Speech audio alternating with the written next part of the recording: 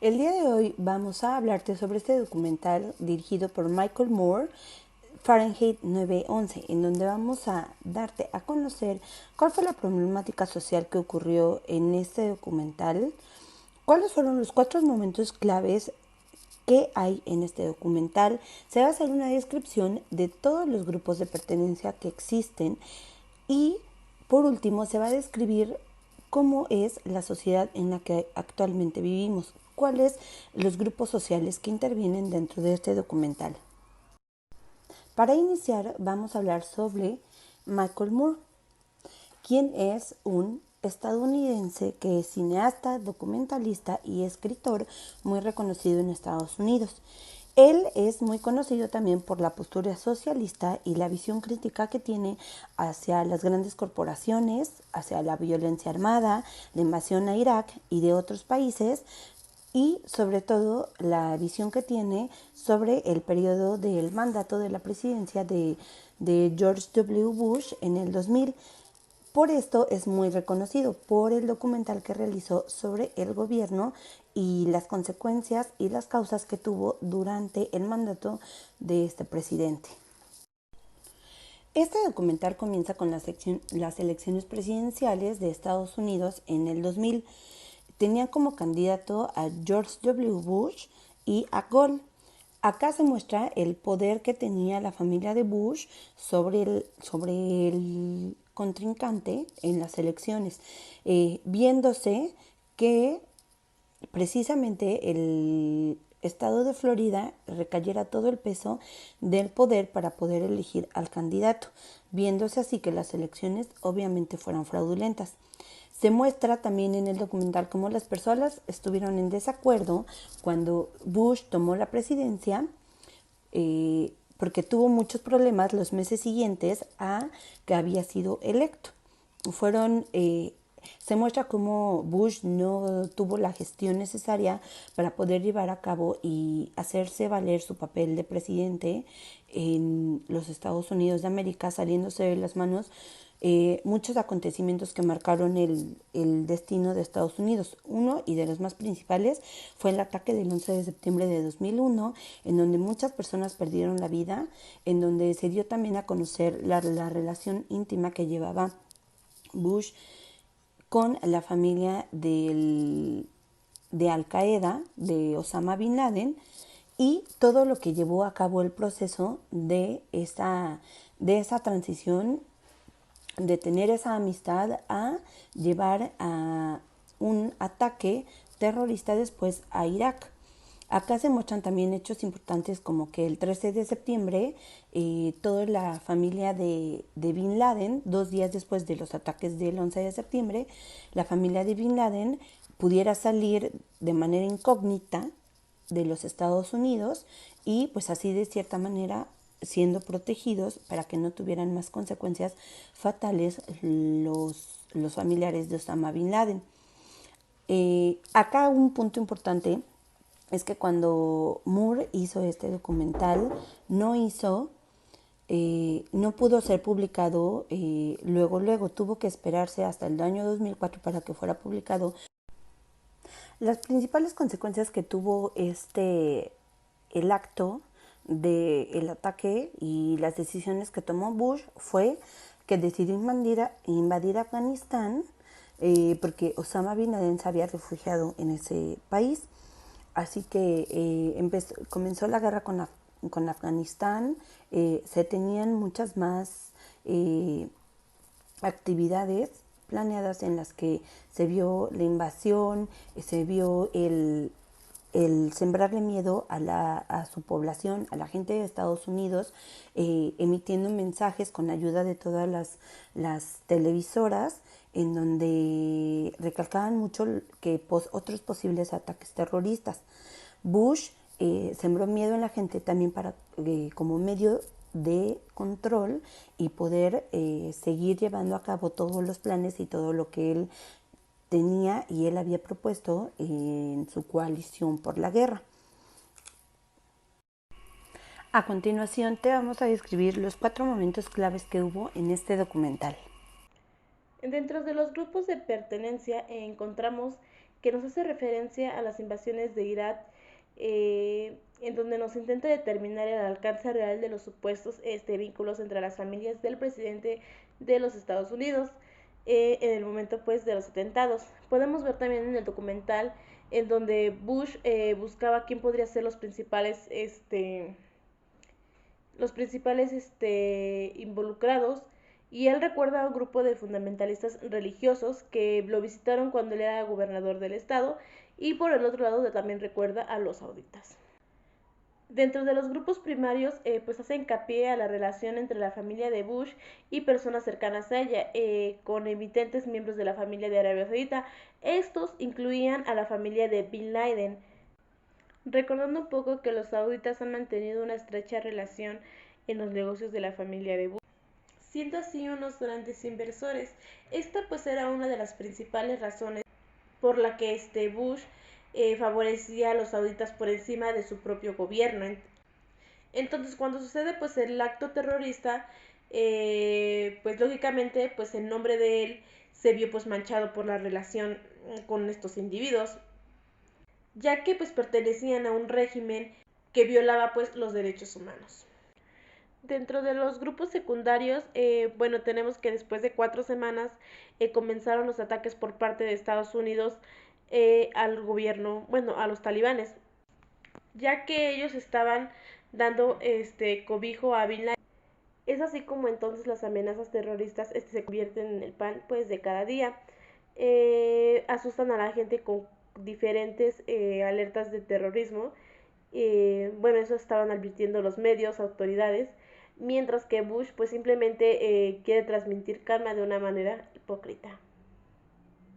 Dentro de las organizaciones podemos encontrar que a raíz pues de los ataques, las grandes empresas norteamericanas se vieron pues sumamente beneficiadas a costa de los demás, con el afán de pues tener más prestigio ante las demás naciones. Y por último pues las instituciones, encontramos que como los jóvenes de estrados pues bajos de Estados Unidos toman como una de sus acciones de vida ir al ejército pues a prestar pues su servicio, ya que ellos pues no contaban como con los recursos pues suficientes pues para pagar una buena educación. También pues por esta razón pues muchos jóvenes los reclutaban los soldados de la marina en las calles.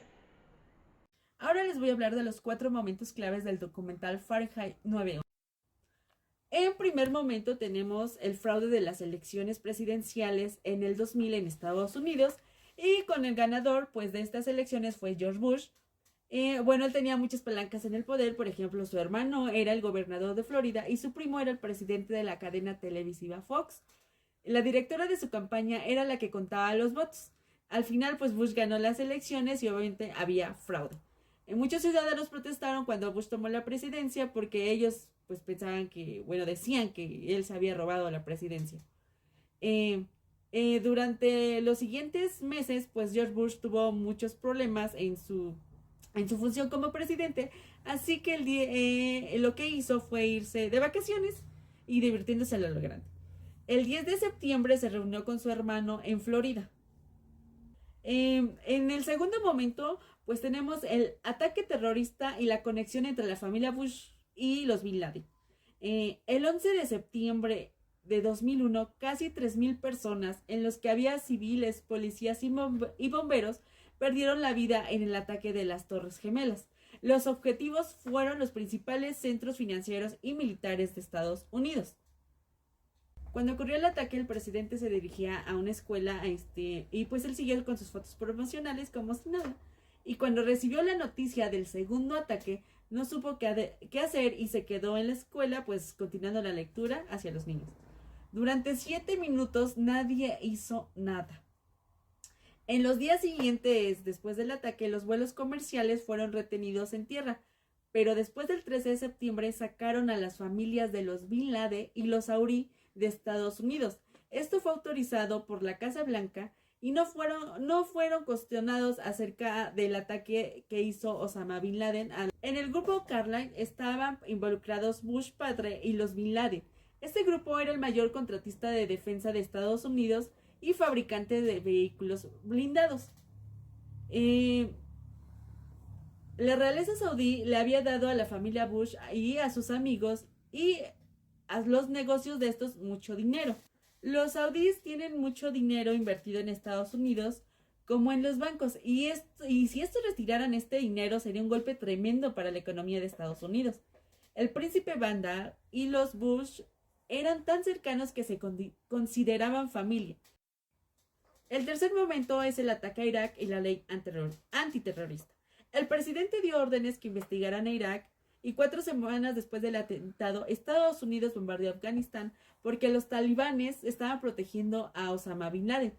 Pero no enviaron muchas tropas a Afganistán, tardaron en llegar a donde estaba Osama Bin Laden 2 meses. El presidente empezó a controlar a los ciudadanos de Estados Unidos con el miedo, creando un clima de amenaza constante. Y decía que Saddam Hussein tenía equipo para una bomba nuclear y este hombre decía que pues odiaba a Estados Unidos, según el presidente de Estados Unidos. Se aprobó una ley antiterrorista por debajo del agua y nadie había leído esta ley, por lo que Moore se encargó de leérselas a su manera, a los miembros del Congreso.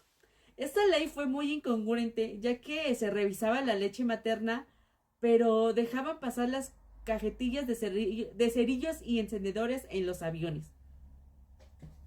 El 19 de marzo de 2003, bajo el mandato de George Bush, las fuerzas militares invadieron a Irak, la cual nunca había amenazado a Estados Unidos.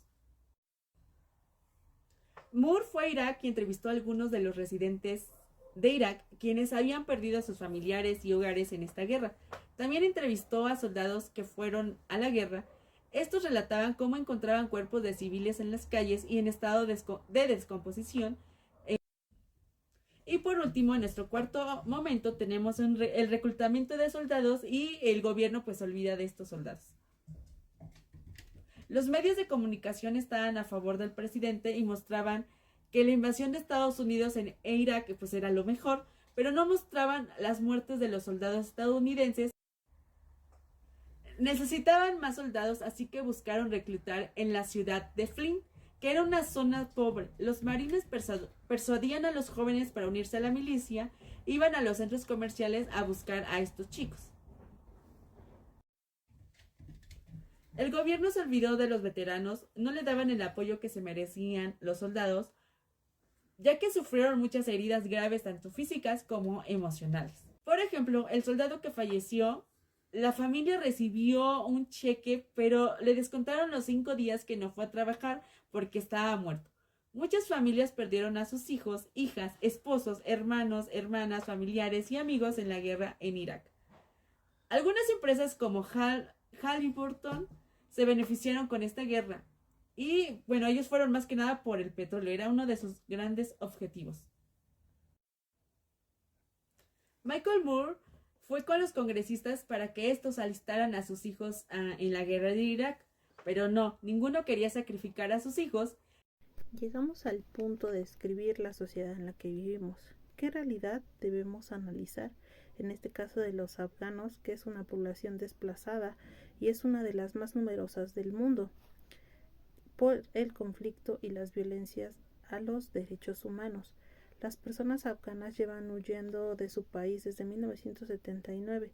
Aunque muchos han regresado, hay 2.3 millones de afganos registrados como refugiados en la región, sobre todo en los países vecinos de Pakistán e Irán. La mitad de la población de Afganistán se enfrenta a una situación de hambre extrema. La economía se ha hundido en el último año.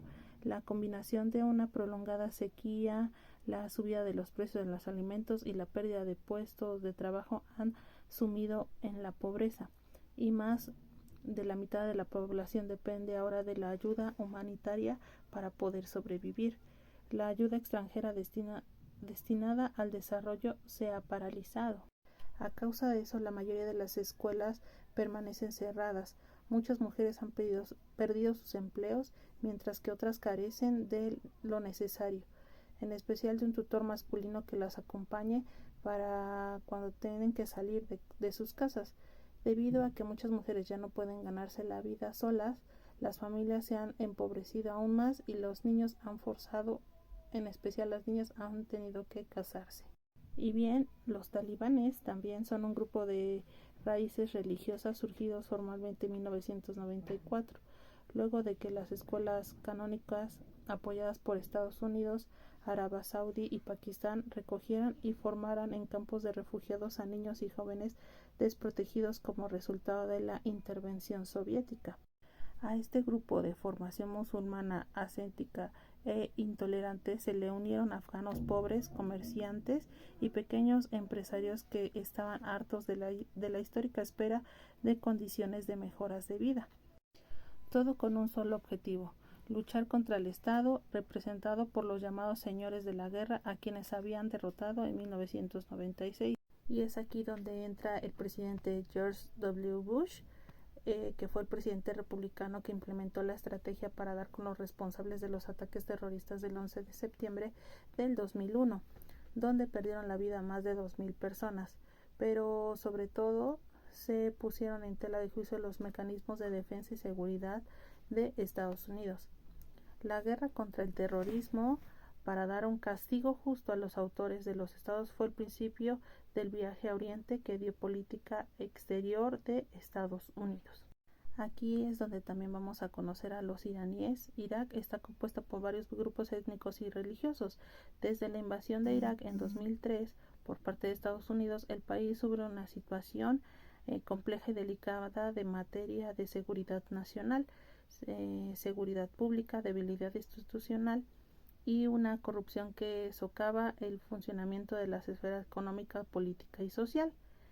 A lo largo de 10 años para acá, Irak ha experimentado una transformación rápida y positiva y ha avanzado desde las décadas de guerra e inestabilidad.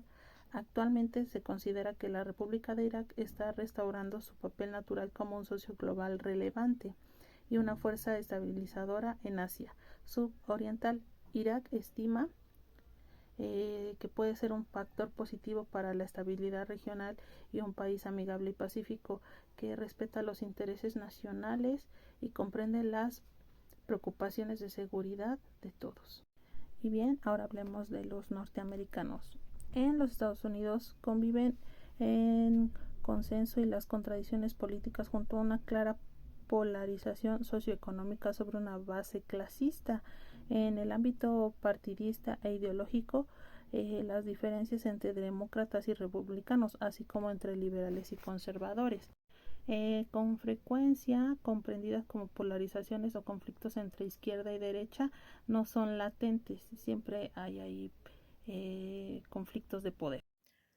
Acerca de los grupos antagonistas, el documental presenta varios grupos. Por un lado, critica la administración del presidente George Bush y su gobierno, especialmente en relación con la respuesta a los ataques del 11 de septiembre y la invasión de Irak.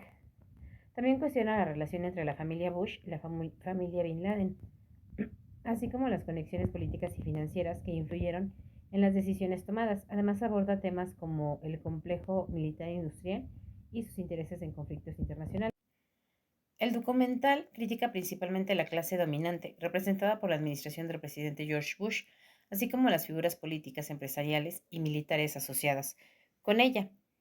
Sugiere que esta clase actúa en su propio interés, incluso a expensas del bienestar de la población y la verdad. También sugiere que la clase dominante utiliza la influencia política a través de conexiones y alianzas estratégicas, el control de los medios de comunicación para moldear la opinión pública, el uso de complejo militar e industrial para promover sus intereses económicos y geopolíticos, así como otras formas de influencia y presión en el ámbito nacional e internacional. El documental presenta a la clase dominada, que incluye a los ciudadanos comunes y corrientes de los Estados Unidos, así como a los civiles afectados por las decisiones políticas y militares tomadas por la clase dominante. Moore destaca el impacto que estas decisiones tienen en la población en general, generando empatía hacia aquellos que sufren las consecuencias de las acciones de la clase dominante, al tiempo que cuestiona la legitimidad y motivaciones detrás de dichas decisiones.